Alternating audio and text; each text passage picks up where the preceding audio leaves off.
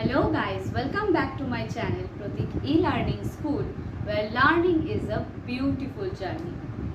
In the previous video, we have learned about demonstrative pronoun versus demonstrative adjective.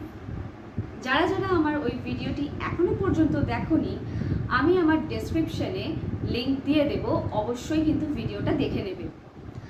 In today's class, we are going to learn about interrogative pronoun. আজকে আমরা শিখতে চলেছি interrogative pronoun এর সম্পর্কে। So without wasting any time, let's get started. Interrogative pronoun কাকে বলে সেটাই আগে দেখে নিই। Interrogative pronouns are used to ask questions. অর্থাৎ interrogative pronoun ইউজ হয় প্রশ্ন করার ক্ষেত্রে।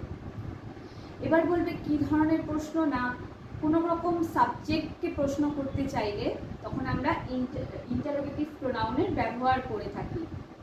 হতে পারে সেই প্রশ্নটার উত্তরটা নাউন বা প্রোনাউনের সঙ্গে সম্পর্কিত। এখানে এবার দেখে নিতে হবে কি কি ওয়ার্ড WH কোয়েশ্চেন ওয়ার্ডস ব্যবহৃত হয় ইন্টারোগেটিভ প্রোনাউন হিসাবে, আর যেগুলো ইন্টারোগেটিভ প্রোনাউন হিসাবে ব্যবহার হবে সেইগুলোর উত্তর নাউন হবে অথবা নাউন প্রোনাউনের সঙ্গে সম্পর্কিত হবে। যেমন হু, হুইচ, হোয়াট, হুম, হুজ, এই পাঁচটাই কিন্তু ইন্টারোগেটিভ প্রোনাউন হিসাবে ব্যবহৃত হয়। এইবার এইগুলো দিয়ে আমরা যখন প্রশ্ন করব তখন এর উত্তরটা নাউন বা প্রোনাউন সম্পর্কিত হবে। আমরা এক্সাম্পলের মাধ্যমে এই ব্যাপারটাকে আরো ক্লিয়ারভাবে বুঝিয়ে দিই। চলো এবার আমরা এক্সাম্পলের মাধ্যমে বুঝে নিই ইন্টারোগেটিভ প্রোনাউন সম্পর্কে, আরেকটু বিস্তারিতভাবে আমরা বিষয়টা সম্পর্কে জেনে নিই। দেখো প্রথম কি লেখা রয়েছে, হু সেন্ট দ্য লেটার। এখানে হু মানে কি, কে। আমরা যখন কোনো ব্যক্তির নাম জানি না তখন কিন্তু আমরা হু দিয়ে কোয়েশ্চেন করি। এবার যদি আমি এটার আনসার করি তাহলে কি বলতে পারি, না রবি সেন্ট দ্য লেটার। যখন হু দিয়ে কোয়েশ্চেন করব কোনো পার্সনের ব্যাপারেই তো প্রশ্নটা করছি, তাহলে কি উত্তরে একটা নাউন আসছে। আমি বারবার বলেছি ইন্টারোগেটিভ প্রোনাউনের ক্ষেত্রে যেগুলো ইন্টারোগেটিভ প্রোনাউন হিসেবে ব্যবহৃত হয়, অর্থাৎ who, which, what, whom, whose, এগুলোর প্রত্যেকটার আনসারে কিন্তু নাউন আসতে হবে। Who sent the letter, Rabi sent the letter. আমি এটাও বলতে পারি রমা সেন্ট দ্য লেটার। তো কোনো একটা নাম আসছে তো, আর নাম মাত্রই হচ্ছে নাউন, এটা আমরা জানি। এরপরে দেখো সেকেন্ড সেন্টেন্সটা কি রয়েছে, which books are yours। এখানে আমি বলতে পারি যে these books are mine। এখানে দেখো বইও কিন্তু একটা নাউন, এই বইগুলি আমার। কোন বইগুলি তোমার, এই বইগুলি আমার। প্লাস এখানে কিন্তু দেখা যাচ্ছে yours-টা কি হয়ে যাচ্ছে, মাইন। এখানে কিন্তু একটা প্রোনাউনেরও সম্পর্ক রয়েছে। এরপরে থার্ড ওয়ানটা কি রয়েছে, what did you buy। কি কিনেছো তুমি, বা তুমি কি কিনেছো। আক্ষরিক অর্থে দাঁড়াচ্ছে কি কিনেছো তুমি বা কি কিনেছিলে তুমি। সেই ক্ষেত্রে দেখো এখানে আমি বলতেই পারি I bought a sweater. Sweater একটা নাউন।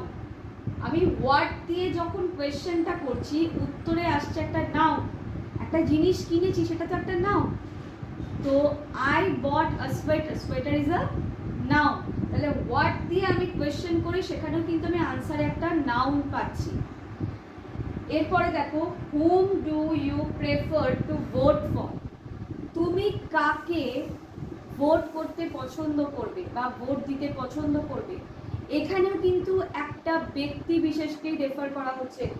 হুম মানে কাকে, কাকে বলতে একজন ব্যক্তিকেই ইন্ডিকেট করা হচ্ছে। ABC যে কোনো ব্যক্তিকে, যে ব্যক্তিকে আমি ভোট দিতে পছন্দ করব সেটাই কিন্তু ইন্ডিকেট করা হচ্ছে। আমি যদি অ্যান্সারে বলি যে I prefer to vote for A, suppose ব্যক্তির নাম A, I prefer to vote for A. তো এখানে এও একটা নাউন, তাই তো? প্রত্যেকটার আনসারে কিন্তু নাউন আসতে হবে। Whose phone is that. Whose সবসময়, হুজ মানে হচ্ছে কার, হুজ সবসময় কি করে না পজিশনের ব্যাপারে বলে, পজিশনকে ইন্ডিকেট করে। এখানে কি বলছে হুজ ফোন ইজ দ্যাট, ওটা কার মোবাইল বা ওটা কার ফোন, আমি বলতে পারি দ্যাট ইজ রমাস ফোন, ওটা রমার মোবাইল বা রমার ফোন। এখানে রমাও কিন্তু নাউন, তাই তো? উত্তরে আমরা কিন্তু প্রত্যেকবারই নাউন পাচ্ছি, আর আমরা প্রত্যেকেই জানি নাউনের পরিবর্তে যেটা বসে সেটাই কিন্তু প্রোনাউন। এখানে যেহেতু নাউনগুলো আমরা কি সেটা তো যতক্ষণ না প্রশ্নটা করছি আমরা উত্তরটা পাচ্ছি না, সেই তাদের পরিপ্রেক্ষিতে এই হু, হুইচ, হোয়াট, হুম, হুজ এগুলো ব্যবহৃত হয়েছে।